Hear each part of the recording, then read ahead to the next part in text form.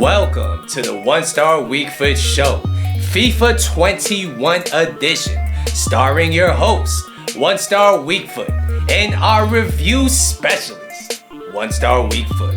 Bow! Good evening, good afternoon, and good morning. Welcome to the 1-Star Weak Foot Show, your one-stop shop for player reviews. I'm going to be your host today, 1-Star Weak Foot, and it truly makes me feel great to see you back on the channel. Thank you very much for tuning in. So, as you guys know, this week is Rulebreakers promo part 2.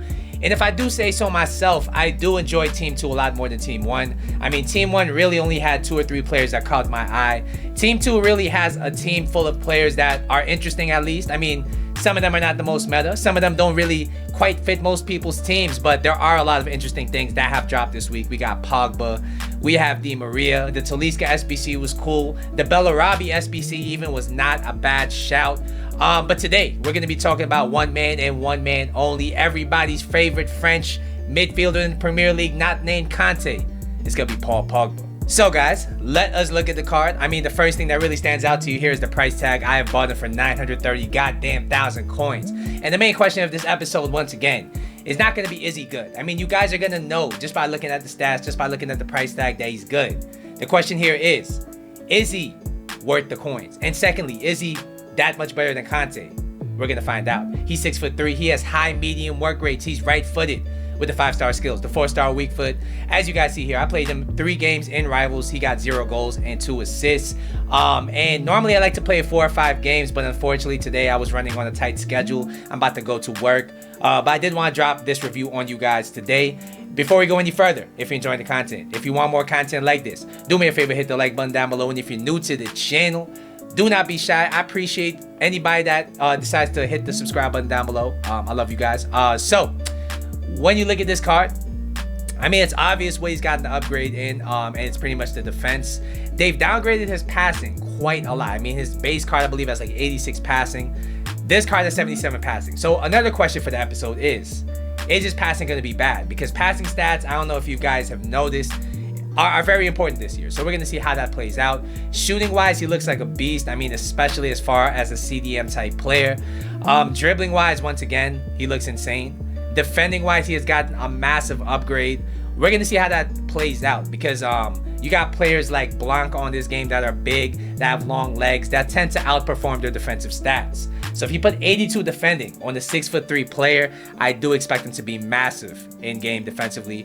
Physically, of course, he's going to be amazing. 84 stamina is not ideal, but every other stat is great. So without further ado, I'm going to take you over to our review specialist in the studios, 1-Star Weak Foot. Take it away. Thanks, 1-Star. So according to Footbin, as you guys know, this card's going to be costing you 900,000 coins on the PS4 market. Is he worth it?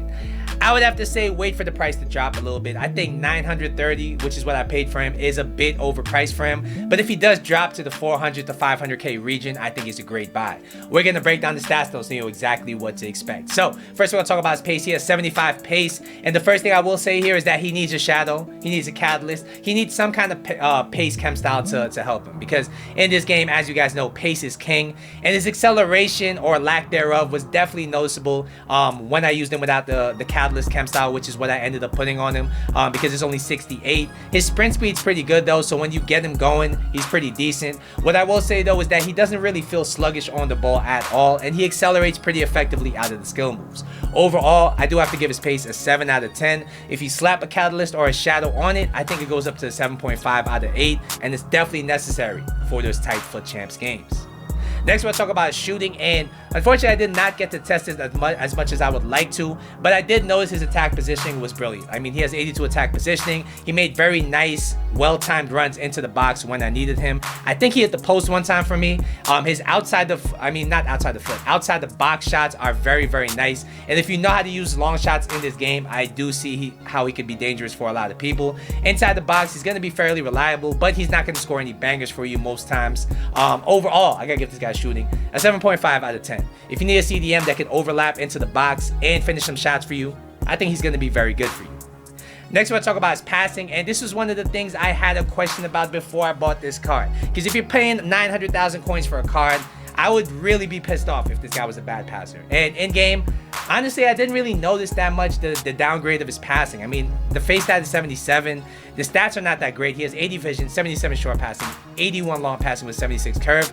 But for whatever reason, his passes still felt very nice. I still thought he did play in-game like a deep line playmaker. And I did test him a lot. I was trying cross-field balls with him. I was trying over-the-top through balls. I was trying passes in the box with a lot of defenders around. And surprisingly, he executed those very, very well. What I will say is that he's not a De Bruyne by any means. He's not going to be an elite passer, but he's very good, and I wouldn't sleep on him. I wouldn't be scared to pass with him. Overall, I got to give this guy's passing an 8.5 out of 10. It was surprisingly good. Next, we will be moving on to his dribbling, and like the stats suggest, he's very good on the ball. He's very press resistant. He has 88 composure, which means that he doesn't get nervous. He doesn't get anxious. He never suffers from anxiety. His agility and balance is very worrying, probably for a lot of you guys at home. He's 6'3". He has 74 agility with 67 balance, which of course are horrendous stats. But what I will say is that I'm not sure if it's because he has the 5-star skills, the special animations. He doesn't feel that bad to turn. He's able to actually beat a man or two.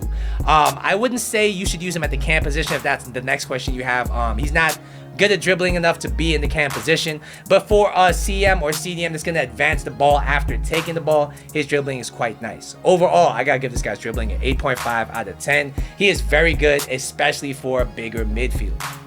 Next, we will be talking about his defense, and you definitely feel the upgrade, because if you've used not informed Pogba, I used them quite a lot at the beginning of the game because I had his loan. What I will say is that he tended to feel overpowered defensively because he's big, he's long, he's physical, but he didn't have that true quality going into the challenge. And now guys, he has that true quality going into the challenge. His stand tackle was brilliant. Going into the challenge, he tended to win more balls than not. And what I will say I noticed about him defensively, as far as the biggest difference, is that his AI is very good. It tends to mark the opposition very well. He cuts passing lanes very effectively, and he tends to have this magnet when he's around the ball. I'm not sure if it's because he has the defending and dribbling stats that are very high, but anytime there's a 50-50 and Pogba's there, Pogba's going to win it. And I do anticipate that to be a very, very big thing for a lot of people. Overall, defensively, this guy's a 9 out of 10. He's a very, very good defensive card, and I really enjoy it. Finally, we will be talking about his physical, and like I said, I do think this helps him win the 50-50s. He has 90 strength, 79 aggression. So, I mean, shielding-wise, this guy can shield all day long. You're not going to get the ball from him. 84 stamina is solid. But unfortunately, I do think it sucks because this guy's 900k, and you don't want to sub out a 900k player.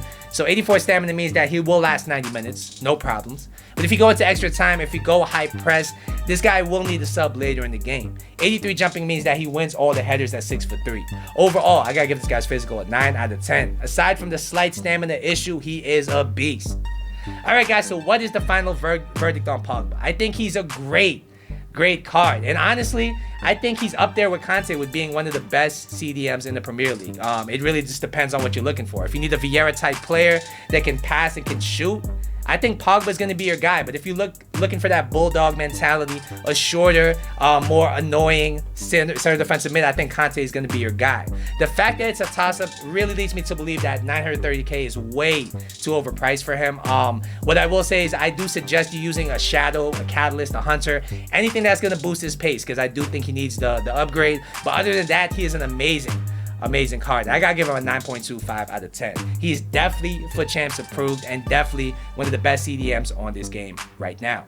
Alright guys, so that's gonna be my Pogba review. Hopefully you guys at home found it helpful. Once again, don't forget to like and subscribe. I'll see you guys in the next episode, but until then, later.